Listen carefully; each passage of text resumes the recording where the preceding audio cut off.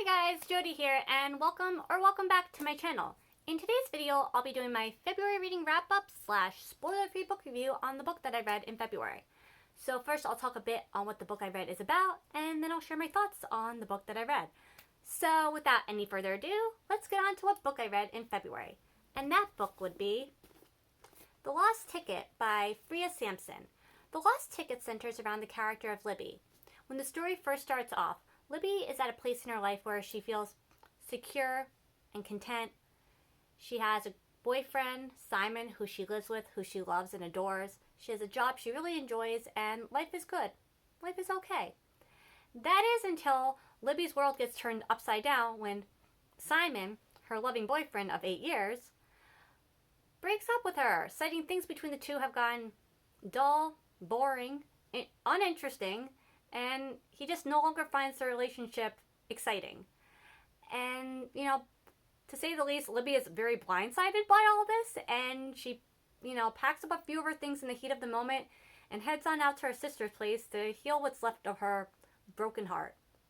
So, Libby decides to take the bus to get to her sister's, and on the bus ride there, an older gentleman, Frank, mistakes Libby for someone he once met on the bus. Libby and Frank start talking, and during the course of their conversation, Frank tells Libby his story about how he met a woman on the bus over 60 years ago, and how he was supposed to meet up with her back then, but he unfortunately lost her phone number, and how he's just been riding the bus ever since in hopes of one day meeting her again.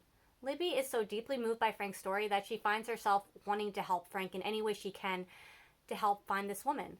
So, The Lost Ticket is about hope, kindness, taking chances, how friends can become family, and how it's never too late in your life to pursue your dreams. So that's more or less the overview of what The Lost Ticket is about. I'm not going to talk too much more about the story now, as I'm making this a spoiler-free review. So, as far as my thoughts on this book, I loved it. I absolutely loved and adore this book. It's my favorite book of all time now. It's just perfect. I never really understood the concept of when people would say, I'm going to reread this book. I never understood rereading a book you've already read, because you've read it already. You know where the story is going to go. Nothing's going to be surprising. But I understand it now, because I understand wanting to jump back into a book's world. Say hello to the characters again and just, be back into that story and that world where you can just be so comforted by just reading those words on the page again. I get it now. I get rereading a book now. I understand it, because this book I could definitely reread at some point, because it's just, I love the story. And so what I also really loved about this story was how Sampson wrote about pursuing your dreams maybe a little later in life than you would have thought. Because many times in life we maybe feel as though there's an expiration date when it comes to pursuing our dreams.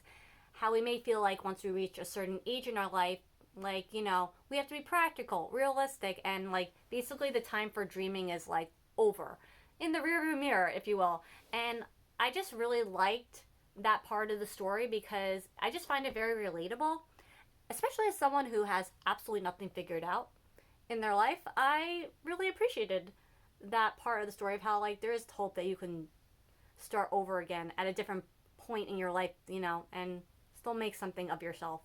So it was really nice and refreshing, honestly, to see a character like Libby, in the midst of finding her way and pursuing her dreams a little later in her life than she would have hoped to, but she's still pursuing them anyway. I really liked that, and I appreciated that, and I enjoyed that. And so,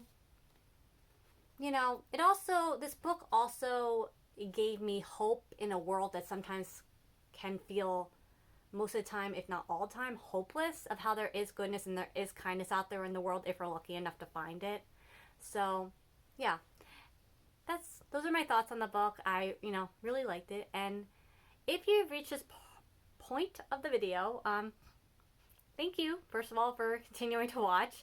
But also, it should come as no surprise what my star rating for this book is going to be, which is a 5 stars. Like I said, I love this book. I can't recommend it enough. I think everybody should read it. It's just such a wonderful, lovely, heartwarming story. So before I made this video here today, I also wrote a spoiler-free book review of this book, The Lost Ticket, on my blog. And my book review on my blog is more or less what I talked about here today. But I just thought I'd point out that I have a blog and I have written a spoiler-free book review on this book. So if you're interested in any of that, the link to my blog is in the description below.